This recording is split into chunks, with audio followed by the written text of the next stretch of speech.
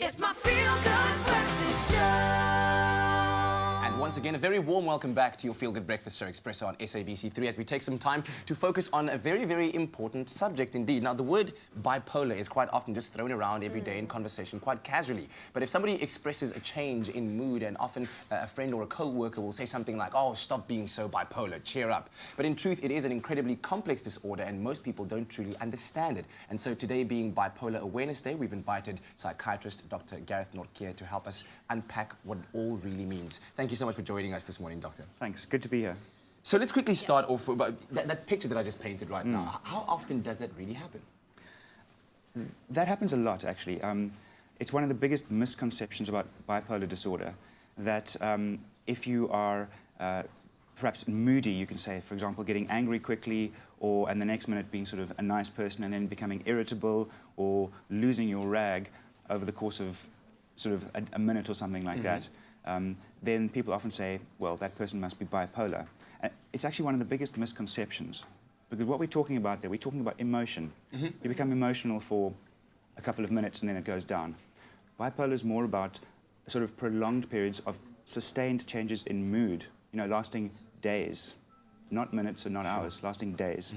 And they can be moods which are very high, sort of, we call them mania, manic, where you have increased energy.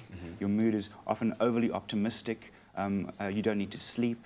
The optimism often leads to poor judgment and often can get you into trouble. Those are the high moods. And the low moods are depressive moods, which I think most people have a rough idea about, but it's sustained periods of decreased motivation, low mood, sadness, hopelessness. So what really goes on in the brain for someone that has bipolar? So we've all got brain mechanisms. Everyone's got brain mechanisms which control our degree of outlook into the world, our optimism, our curiosity, our energy, our need for sleep. And in bipolar disorder, it happens that sometimes those brain mechanisms are sort of turned into overdrive a bit, or perhaps turned right down. So the mood goes up higher than normal, or goes lower than normal, and with that goes changes in energy and things like that. But the second sort of biggest misconception about bipolar disorder, which I think is important to address, is that people with bipolar are somehow, because of this label, are somehow different, or somehow broken, or there's something wrong with them. And people with bipolar disorder are exactly like the rest of us, like people without bipolar disorder.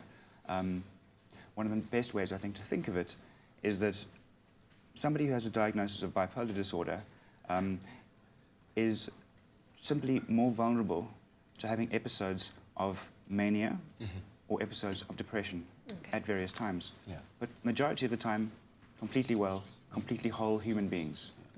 All right.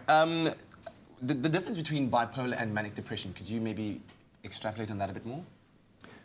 So actually, there's no real difference. Manic depression was the old name for bipolar, which simply described the manic episodes, the highs, and the depressive episodes, the lows. Manic depression. Manic depression. What people forget is most of the time people with bipolar disorder are completely well. So bipolar disorder is simply the modern name. Well, you said there are a lot of people that are, for periods quite normal. There are quite a few celebrities in the industry that's got bipolar. For example, just going through the names here, Russell Brand is one of them. Demi Lovato, she's been very open about her bipolar disorder. Catherine Zeta-Jones, and even Stephen Fry. Does the industry or that creative mindset, does it give a lending hand to bipolar? In some ways, yes. There is a suggestion that there's people with bipolar disorder might, on average, be slightly more creative and slightly more productive and be very good at certain things, on average. And certainly when you're in the early stages of mania, when when your judgment is still not too impaired, and you can use that extra energy, the increased speed of thinking, the creativity, people can often be very productive in the early stages of mania. But unfortunately, sometimes that early stage of mania can progress to more severe mania. What is that first step that you should take once you've identified some of these symptoms that you've spoken about? So if somebody has a diagnosis of bipolar disorder, one of the important things is to kind of learn to recognize the early symptoms of a change. So the early symptoms of going a bit high. It might be that you no longer need to sleep, that you're awake for most of the night, or that you increase energy, or you start making very overly optimistic plans. So those warning signs are important to look out for if you have a diagnosis like that. Okay, Well, thank you so much for Gareth joining us. Nortje, thank you so much for that. Well, we do have a toll-free number for you on your screen. You can contact the South African Depression and Anxiety Group anytime. It's a toll-free number. That number is 0800 24 25 26.